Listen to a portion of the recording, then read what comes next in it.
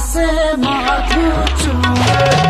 सुना ये सहजनिया ओठवा से माधु चूए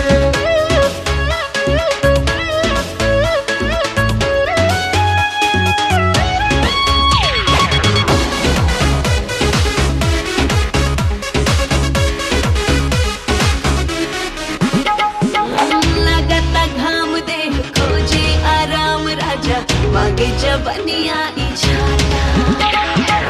होता बेकार लगे टूट जाए सारा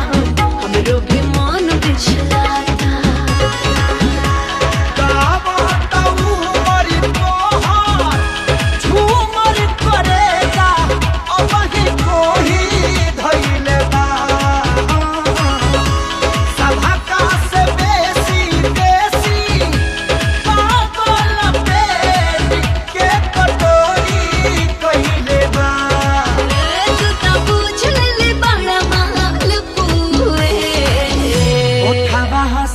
माधु चूए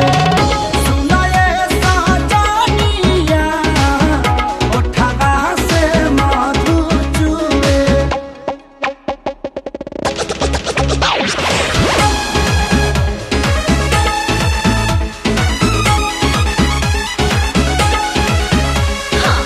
ऐसे न छेड़ा कुंभला जाए रजाऊ बाटे बदन छुए मोए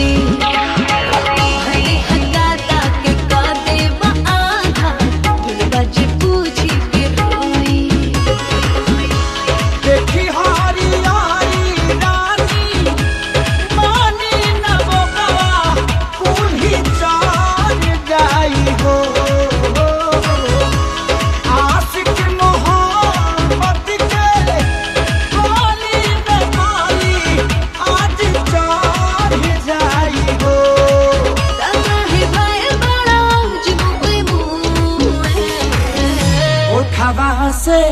माधु चूए।